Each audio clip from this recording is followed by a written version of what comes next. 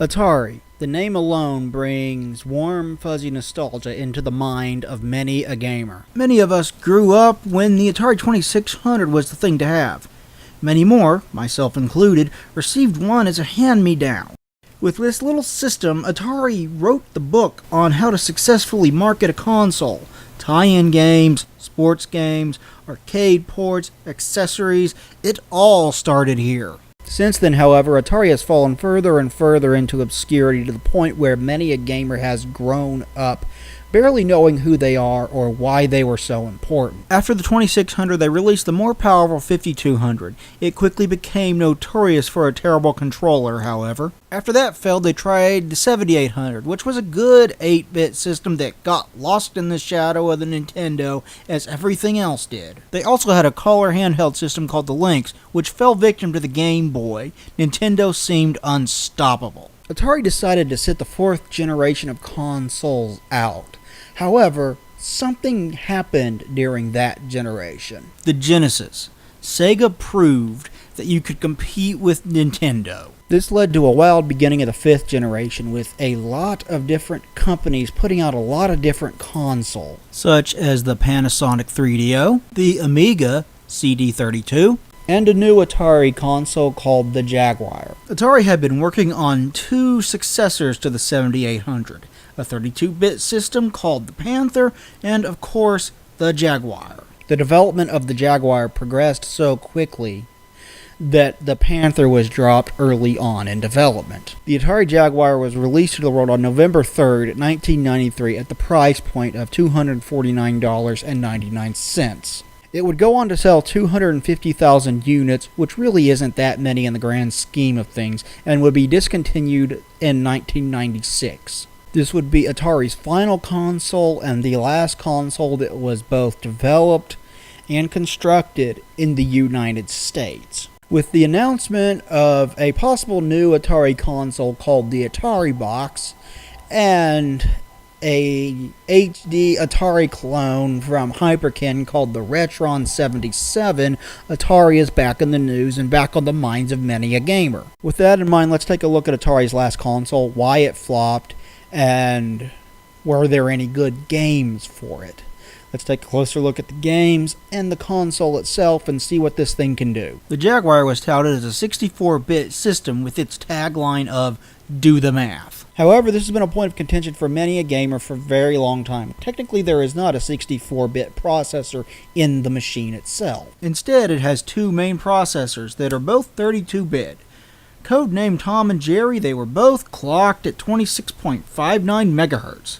Tom was designed mostly to push polygons, and Jerry was designed mostly to handle sound superior to any console prior to it. The system also had a Motorola 68,000 16-bit processor included to handle background processes. It could output at a resolution of 800 by 567 and was capable of composite out as well as S-Video and RGB, although it came standard with an RF adapter. Straight out of the box, this system had pretty big problems. It only launched with two games, Cybermorph and Trevor McFur in the Crescent Galaxy.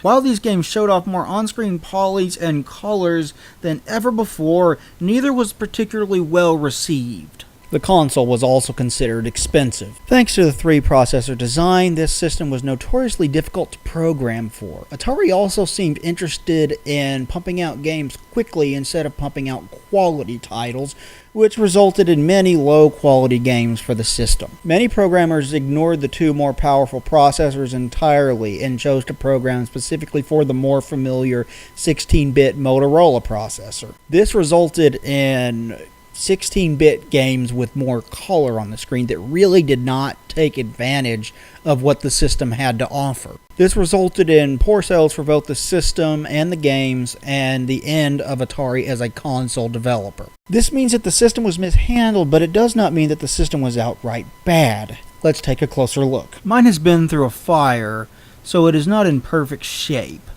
I really like the look of this console, though. It has a very unique look. I really like that it stands out. It is sleek, rigid, and black. The back has a standard RF output and power. It also has a slot for AV cables and an input-output port.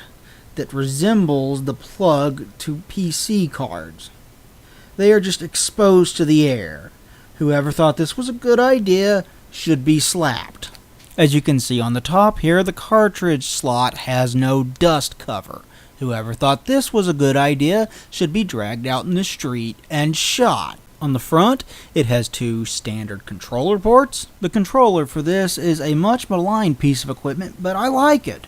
The controller mainly uses the 3 buttons in the D-pad to control games, but it does have a number pad as well. This was used as a variety of different functions in different games. With the rounding on the back here, it is an early attempt at molding the controller to fit your hand better, and it works fairly well. Games came with a plastic overlay for the number pad that added game-specific labels to the different buttons. These would pertain to different functions. In Doom, for example, they let you switch weapons easily.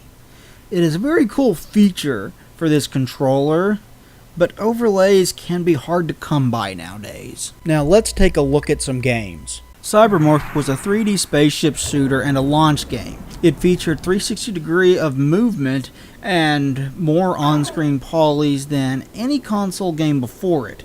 It was technically impressive in its day, but it has aged poorly. It was not well received and is now infamous thanks to the angry video game nerd. It has a sequel called Battlemorph that is supposed to be much better. Trevor McFur in the Crescent Galaxy is a standard side-scrolling spaceship shooter. It was also a launch game. It was the only other one at launch. At the time it was more technically impressive with more on-screen colors and sharpness and detail than any game of its kind that came before it, but at the end of the day it's really nothing special. Remember how I said this system had games that were basically more colorful 16-bit games? This is one of them. This is Evolution Dino Dudes, a Lemmings-style puzzle game that was called The Humans on other consoles and DOS PCs. It's decent enough, though.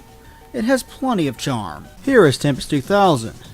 This was a sequel to the arcade classic and is a classic in its own right. This is a must-have for any Jaguar owner. Its music is a testament to how much better the sound was on this system, and it has some very awesome and flashy effects. Contrary to the popular belief about the Nintendo 64, the Jaguar was the first console to do first-person shooters well. Here is the Atari Jaguar version of Wolfenstein 3D. It features more story than the PC original, and has updated sprites. It has level design that is unique to this version as well. It plays great on the system, and is worth looking into. This game needs no introduction. Here is Doom. It is the very first good console port of Doom. It is missing the music though. It features a number of changes from the PC version, but it is more or less intact. The awesome PlayStation version was based on this version of the game. Alien vs. Predator is the crown jewel of the Jaguar lineup. If you own a Jaguar, you must own this game. It features 3 campaigns with 3 characters that play differently from each other, and good sound design that creates a creepy atmosphere. If you have a Jaguar, play this game.